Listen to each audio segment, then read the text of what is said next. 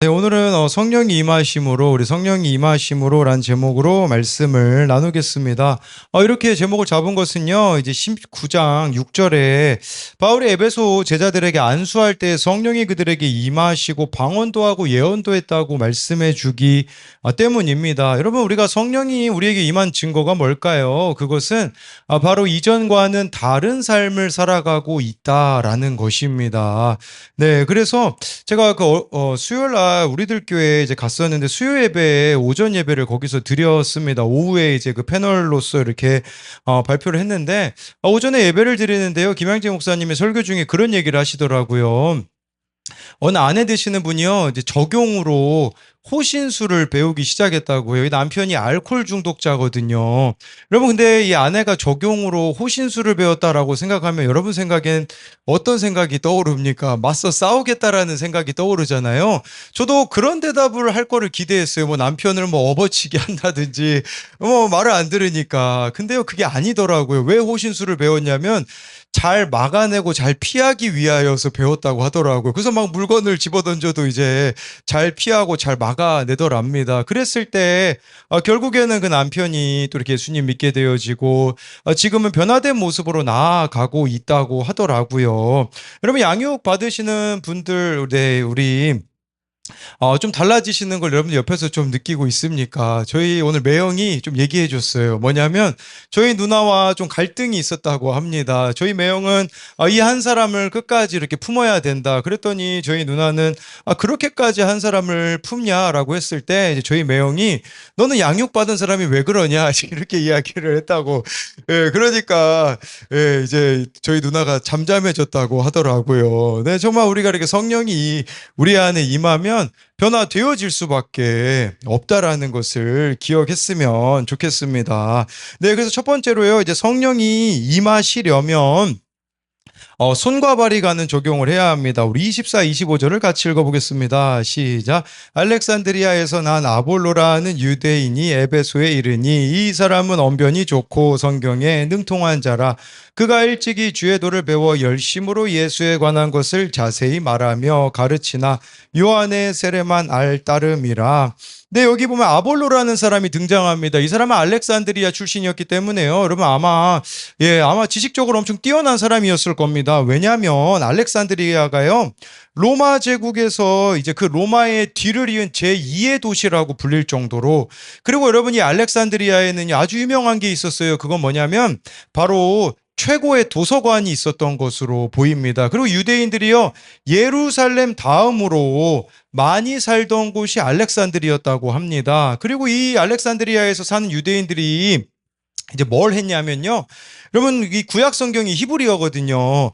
그 히브리어인 구약 성경을 헬라어로 바꾸는 작업을 했어요. 그 성경이 알렉산드리아에서 나왔는데 이걸 뭐라고 말하냐면 70인역이라고 하는 거죠. 신약에서 막 여러분 이 사도행전에서 막 사도들이 구약 성경을 언급하는 건 대부분 다 70인역이거든요.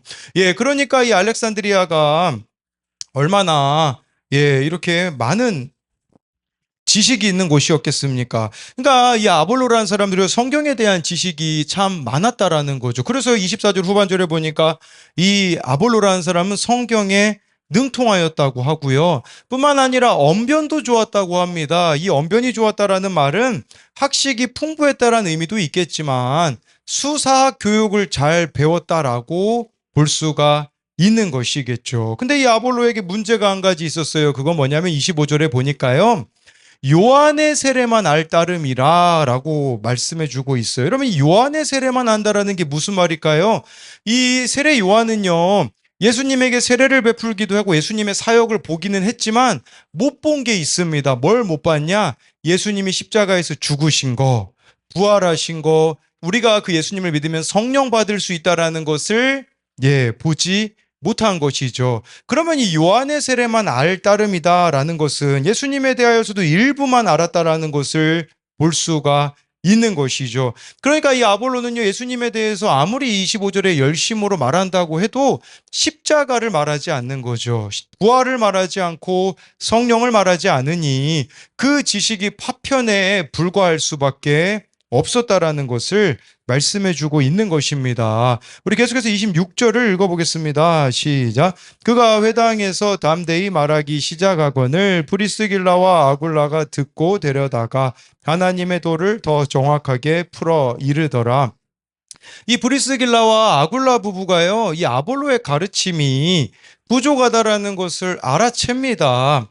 예, 그래서 그 아볼로를 집으로 데려왔습니다. 여러분, 여기 데려가다라는 단어에 누군가를 자기 집에 맞아들인다라는 의미가 여기 데려다가에 있거든요. 그러니까 이 브리스길라와 아굴라 부부는 하나님의 도, 그건 뭐겠습니까? 예수님이 십자가에서 죽으시고 3일 만에 부활하시고 성령을 보내주신 것에 대하여서 정확히 풀어 주었다라는 것이에요. 여러분, 유대인들이 자기 집에 초대한다라는 건 기본적으로요, 그의 발을 씻겨주고 음식을 대접하는 걸 의미합니다. 예, 브리스길라와 아굴라 부부는 이 아볼로에게 십자가 복음을 전하기 위해 그의 발을 씻겨주고 음식을 대접함으로 손과 발을 내어주는 적용을 했다라는 것입니다. 여러분, 그렇게 성령이 누군가에게 임하시기 위하여서 우리들에게 필요한 것은 무엇입니까?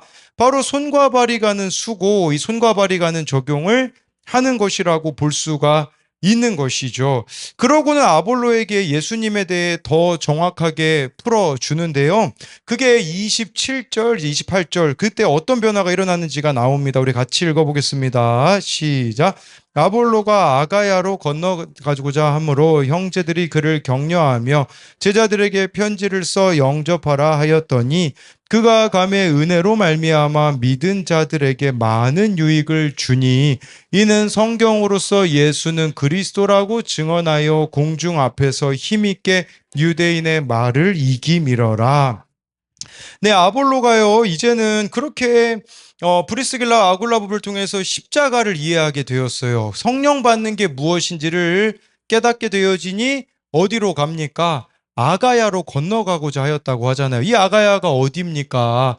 고린도입니다. 이 고린도는요, 지금 바울이 1년 반 동안 사역하다 떠난 곳입니다. 여기 브리스길라와 아굴라 부부도 여기서 만났거든요. 근데 이 브리스길라와 아굴라 부부가 이 바울을 따라서 에베소에 같이 왔거든요. 천막 만드는 일을 같이 하였죠. 여러분, 천막 장사 하려면 고린도에서 하면 참 잘 되었을 겁니다. 왜냐하면 고린도에는 4년마다 한 번씩 운동 경기가 펼쳐졌기 때문이거든요. 그런데 아무 후원도 받지 않은 상태로 이 에베소에 왔는데 바울이 에베소에서 이 브리스길라와 아굴라 부부에게 뭐라고 이야기하냐면요, 자기는 안디옥 교회 방문할 테니까 둘은 이 에베소에 머물라고 하였습니다. 여러분 같으면 좀 이해가 안 되지 않겠습니까? 바울에 대하여서도 참 순종하기가 어려웠을지도 모른다라는 것이에요. 여러분, 그런데요, 이 고린도에 아볼로가 가게 되어지는 것을 보면서 이제 무슨 생각을 하게 되었을까요? 이 브리스길라와 아굴라 부부가 생각하는 것이 무엇이겠습니까? 하나님이 나보다 더 신실하게 일하시는 분이라는 것을 그들은 경험했을 거라는 것입니다. 여러분, 그리고요, 우리 아볼로가 고린도에 가게 되어지는 것을 보면서 우리가 생각해 봐야 되는 게 있는데, 그건 뭐냐면 나 아니면 안 돼라는 교만함입니다. 여러분, 우리가 교회에서 직분도 맡겨지고 역할도 맡겨집니다. 근데 그게 나 아니면 안 돼라는 식으로 여러분들이 해서는 안 된다라는 것을 말씀을 드리는 것이겠죠. 여러분, 이 고린도에요, 이 아까 아볼로라는 사람이 제가 서두에 말씀드렸지만 언변이 좋았다고 하지 않습니까? 고린도 전서에 보면요, 바울이 고린도 교회에 쓴 편지에 고린도 교회 성도들이 바울을 뭐라고 무시하는 줄 아십니까? 바울이요, 뭐 편지는 잘 쓰는데 말은 참 못한다, 이제 그런, 이 뒷담이 이 바울의 귀까지 들렸거든요. 근데 아볼로가 갔잖아요. 더 나은 사람을 보낸 거라고, 그 고린도에 맞는 더 나은 사람을 보내었다라고 할 수가 있겠죠. 여러분, 그리고요, 아볼로가요, 요한의 세례만 받았을 때는요, 사실 고린도로 못 갔을 겁니다. 이 요한의 세례에 대해서 제가 이대지에서 설명드리겠지만, 이 요한의 세례는요, 내가 죄인임을 모르는 거거든요. 근데 고린도 가서 만약에 이 아볼로가 그 전에 사역했다면 어떻게 됐을까요? 여러분, 고린도 사람들은 어떤 사람들인지 제가 말씀드렸잖아요. 고린도 남자는요, 사람들이 생각하기에 기둥서방, 이거 오늘 그 아산고 기도 모임 갔더니 기둥서방 얘기하니까 뭐 자기의 꿈은 기둥서방이라고 말하는 애가 있더라고요. 좀 제정신이 아닌 것 같은데. 예, 그리고요, 고린도 여자는 사람들이 뭐라고 생각했냐면 창녀라고 생각을 했거든요.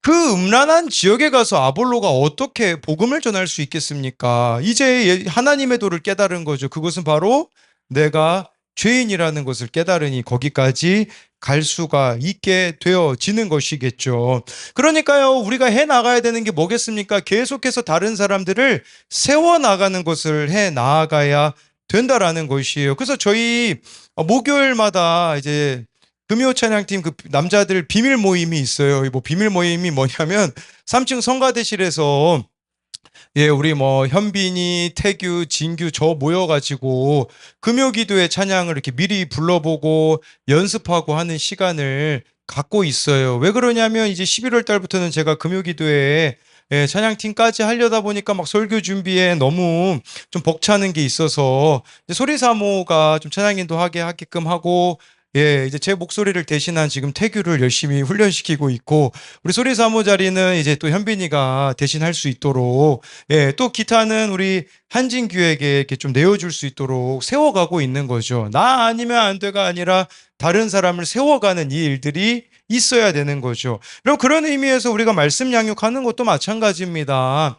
손과 발이 가는 적용 시간이 들죠. 사실 오늘도 제가 이제 매형과 함께 양육을 했지만 1시간 만에 끊으려고 했지만 역시 끊기지 않더라고요. 오늘도 1시간 한 40분 정도를 같이 양육을 했는데 그 수고에 의하여서 또 이제 저희 매형이 살아나게 된다면 그게 제 손과 발이 가는 적용이 무의미하지 않은 게 아니겠습니까? 어느 집사님이 수요일 날 나눠주신 큐티 내용입니다. 나는 어떤 것에 격분합니까? 이제 이런 질문이었는데요. 격분이 발작적인 분노라고 하는데 최근에 격분한 적이 없는 것 같습니다. 격분함에 있어서는 애정이 있고 뭔가 내가 깨지고 싶지 않은 것, 지켜야 하는 것이 있고 열정도 있어야 가능한 것 같다. 예전에 나는 자녀들이 시간을 안 지키고 당연히 자기가 해야 하는 일을 하지 않았을 때 격분했던 것 같다. 내 스케줄이 꼬이는 것을 무엇보다 싫어했던 것 같다. 믿지 않은 영혼에 대한 격분함을 이제는 잠깐 느꼈던 것 같다. 격분함이라기보다는 안타까움이었던 것 같다. 그러면서요, 이제 최근에 어떤 분을 만났던 이야기를 쓰셨더라고요.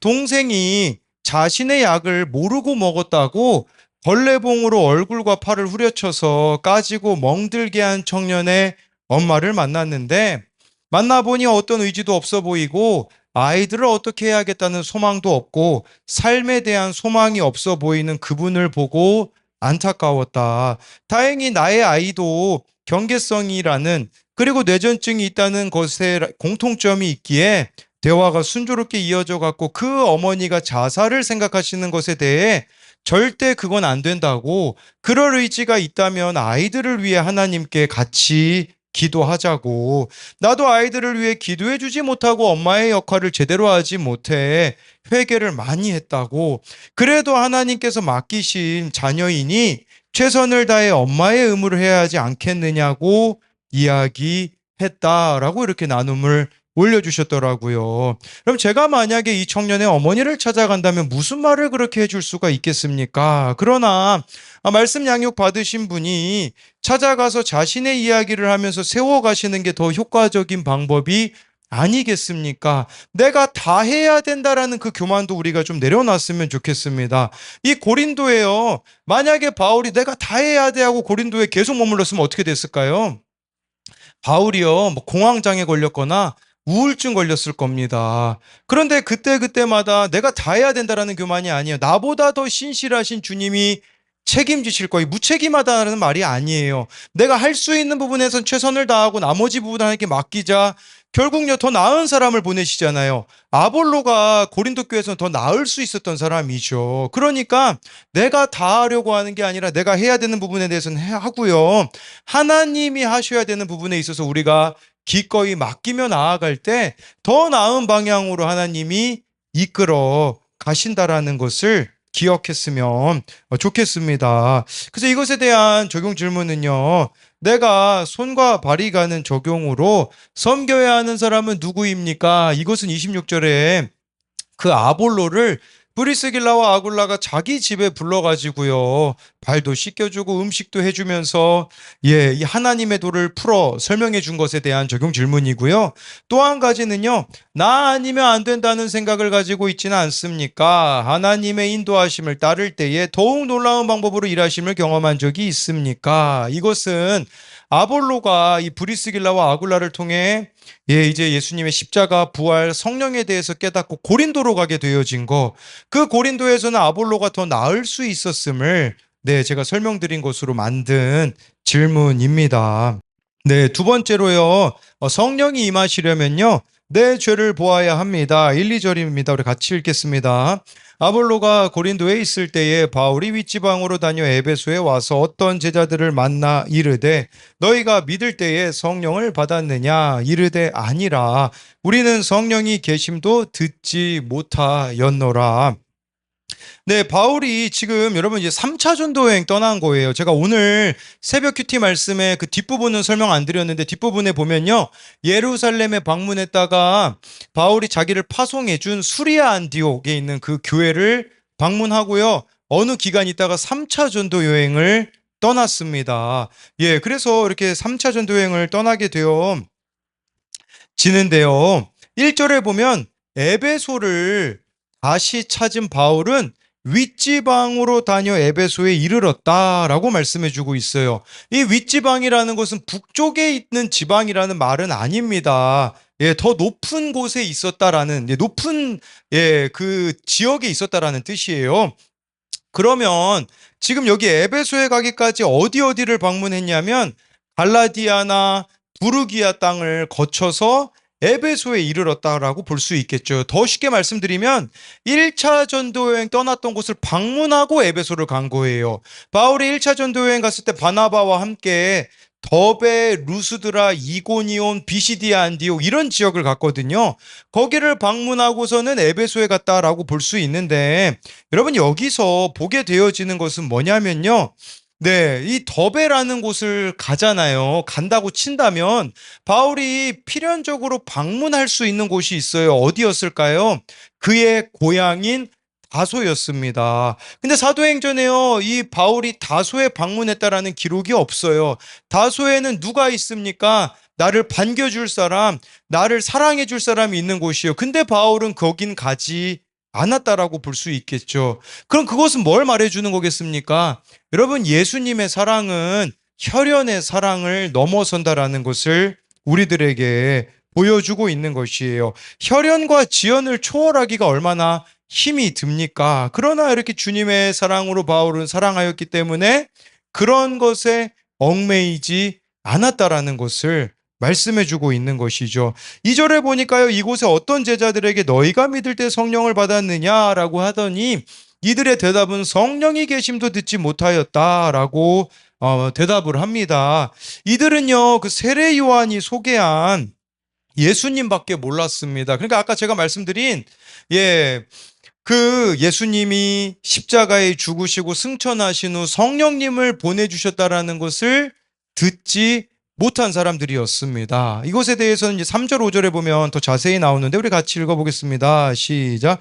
바울이 이르되 그러면 너희가 대답하되 요한의 세례니라. 바울이 이르되 요한이 회개의 세례를 베풀며 백성에게 말하되 내 뒤에 오시는 이를 믿으라 하였으니 이는 곧 예수라 하거늘 그들이 듣고 주 예수의 이름으로 세례를 받으니 이 말씀이 정말 고민이 많이 되더라고요. 요한의 세례와 예수님의 세례가 무슨 차이가 있을까? 설명드리자면 여기 제자들은요 세례 요한의 영향을 받은 사람이기 때문에 요한의 세례를 받았습니다. 이들은 세례 요한이 증거한 예수님에 대하여서 부분적으로밖에 알지 못하였다라는 것이죠. 그래서 예수님이 죽고 부활하심으로 성령을 보내셨다라는 것을 몰랐던 사람이라고 볼 수 있어요. 그럼 주 예수의 이름으로 세례를 받게 되었다라는 것은 예수님의 십자가와 부활, 그리고 이들이 성령을 받았다라는 것을 의미하는데, 이렇게 이야기하면 차이점을 잘 모르실 수 있는데, 제가 생각해 보니까요, 세례 요한의 그 세례는요, 자기 의로움이 커 보이는 삶의 열매를 맺는 거죠. 이 세례 요한이요, 예수님 오실 길을 준비하니 포기하는 게 많았잖아요. 광야에서 살았죠. 거기서 메뚜기랑 석청을 먹었죠. 그리고요, 낙타 털옷을 입었죠. 근데요, 이 세례 요한이 나중에 제자를 예수님한테 보내거든요. 무슨 질문을 하냐면, 이 세례 요한이 감옥에 갇히거든요. 그때 예수님께 이런 질문을 보내요. 자기 제자를 보내서, 당신이 진짜 메시아가 맞습니까? 라고 세례 요한이 왜 물어봤을까요? 내 의로움이 너무 커 보이는 거죠. 그러니까요, 내가 이렇게 의롭게 살았는데 내가 왜 이런 일을 당해야 되느냐라는 식으로 생각하는 거죠.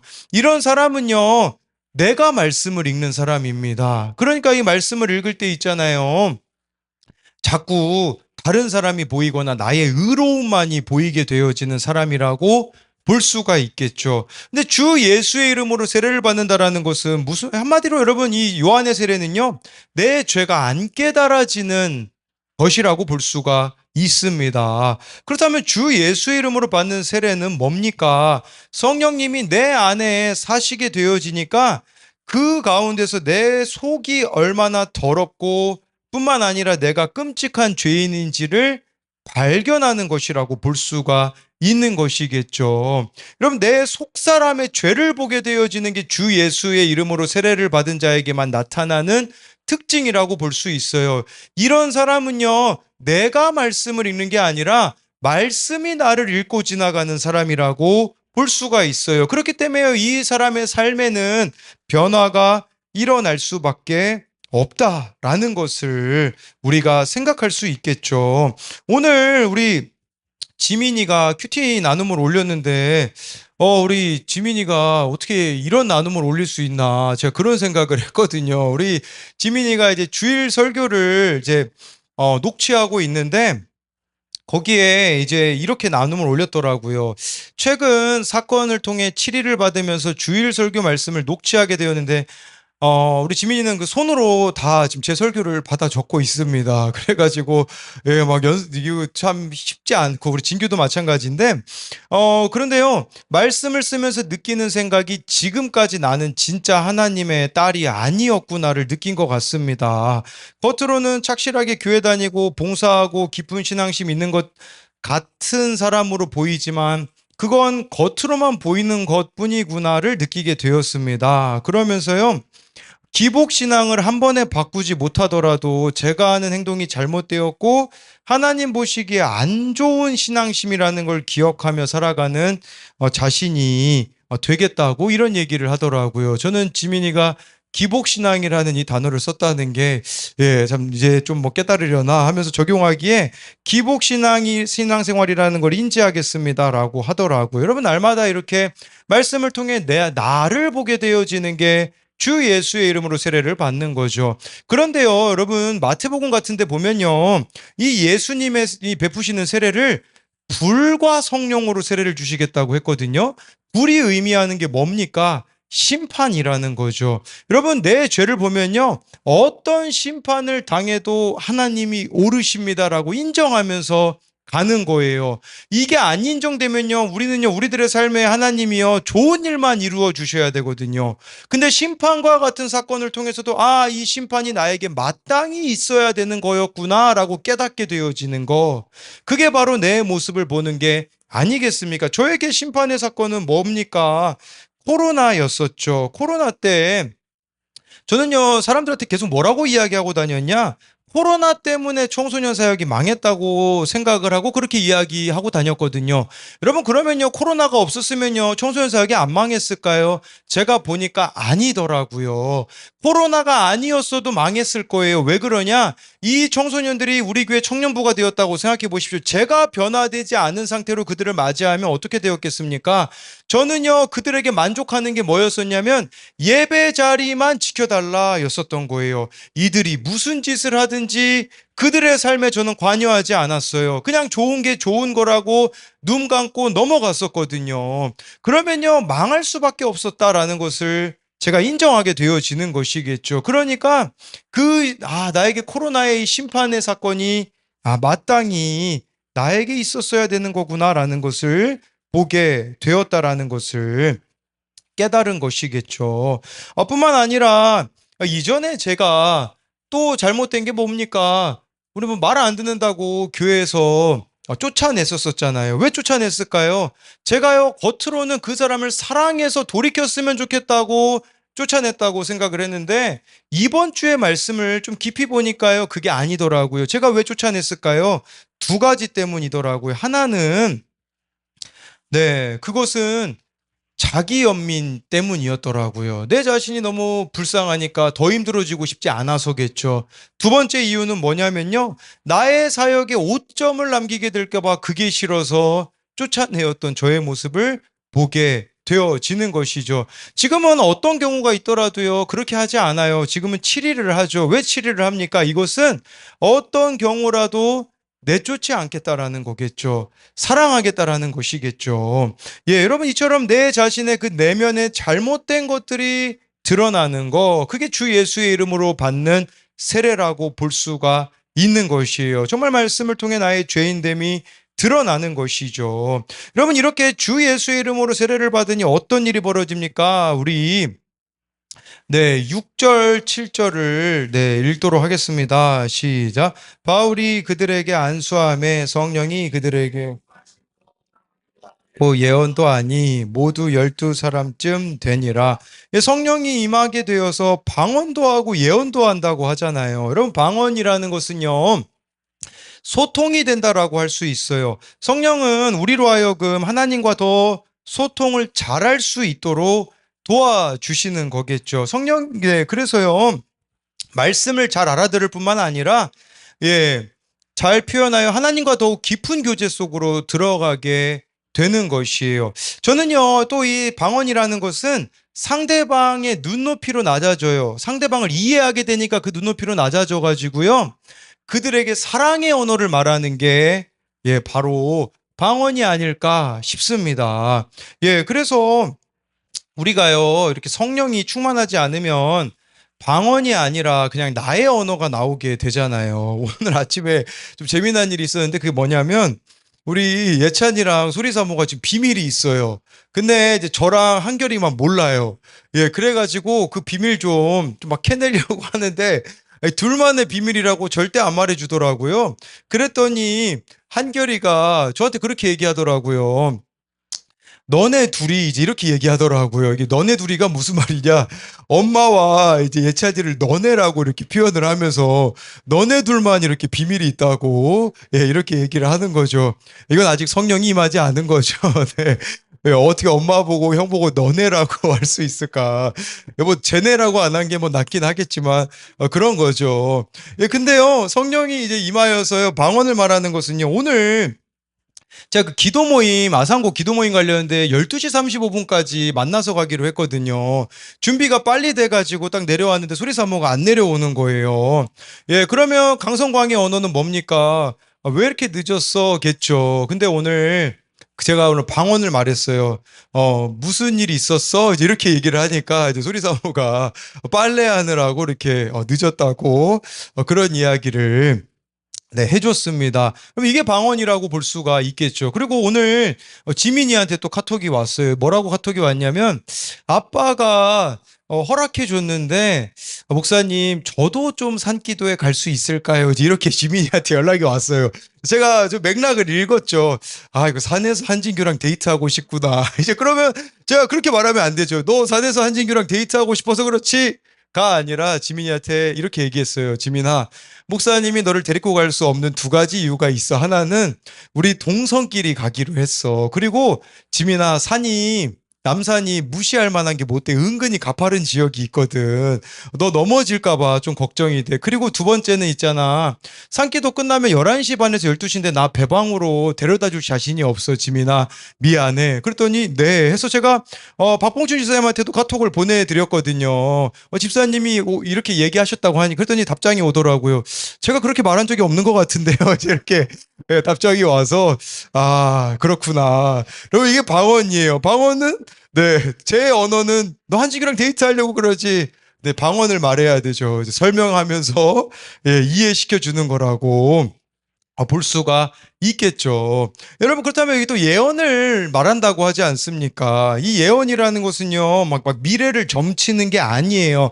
맡길 말씀언이라고 해서 하나님의 말씀을 맡은 거예요. 여러분, 우리가요, 이 하나님의 말씀으로 내 삶이 해석이 되어서 다른 사람에게 그 해석된 삶을 나누어 주는 삶을 살아가게 되는 것이겠죠. 여러분 37살밖에 안 된 제가 어떻게 지금 양육하시는 분들 나이를 보면 다 저보다 많으시잖아요.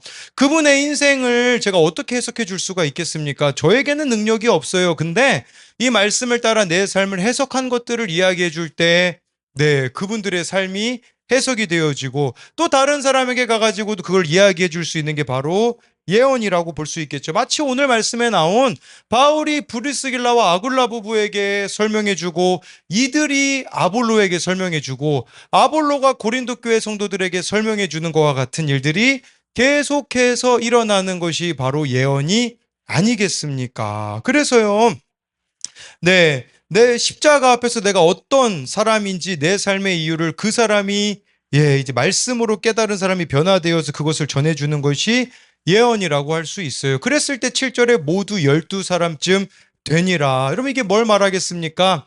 성령 받은 사람들을 통하여서 공동체가 이루어지게 되었다라는 것이에요. 어제 어느 청년이 이런 큐티 나눔을 올려주었더라고요. 나는 일상에서 만나는 동역자들과 어떻게 협력하고 있습니까? 나는 내가 속한 공동체에서 각각 다른 역할들을 하고 있다. 하지만 시간이 지나면서 내가 공동체 안에서 공동체나 구성원을 대하는 태도는 계속해서 변하고 있다. 요 근래 청년부에서는 치리가 진행되고 있다. 예전에 비슷한 상황이 생겼을 때는 그것을 지금처럼 유연하게 받아들이거나 넘기는 것이 쉽지 않았다.